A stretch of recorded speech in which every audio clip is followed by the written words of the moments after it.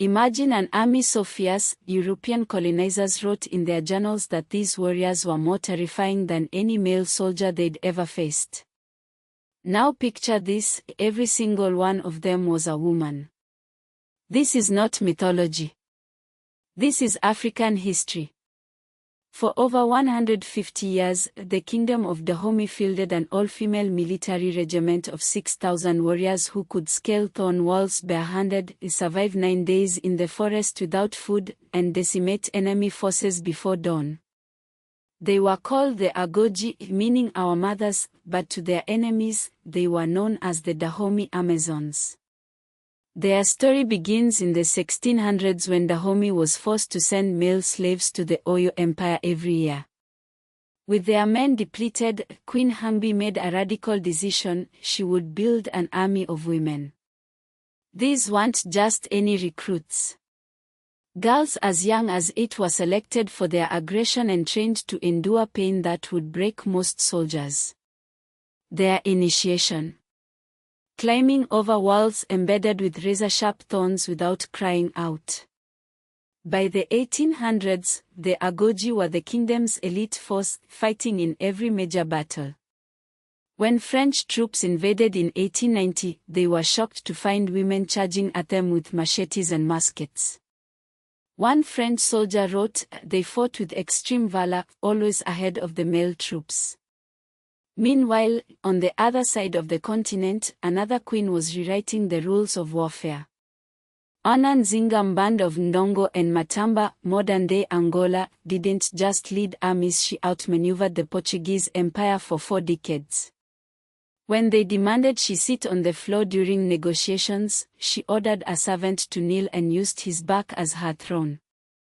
She played European powers against each other, allying with the Dutch to capture Portuguese forts, then signing treaties only to break them when advantageous. Her most brilliant move: adapting the dress and customs of male kings to command respect, proving that in war and politics, she would not be limited by gender. Further north, in what is now Algeria, another warrior queen made her stand 1,300 years earlier. Dahia, called the Kahina or prophetess, united Berber tribes against the Umayyad Caliphate's expansion. She used guerrilla tactics in the Atlas Mountains, burning villages in scorched earth policies to deny resources to the invaders. Though she ultimately fell in battle around 702 AD, her resistance delayed Islamic conquest in North Africa for decades.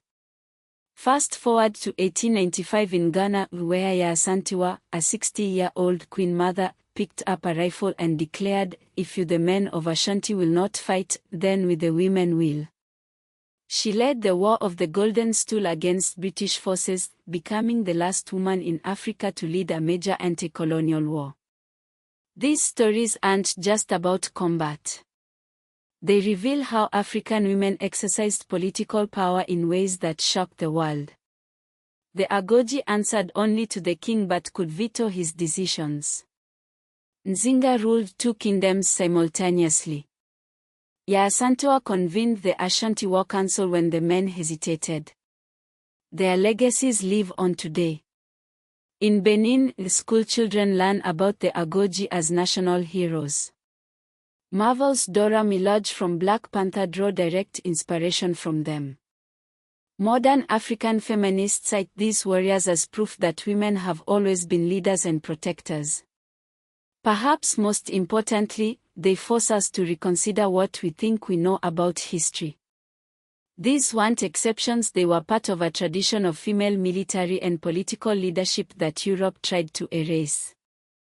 But as the saying goes, until the lion learns to write, the hunter will always tell the story. Now, the lions are speaking.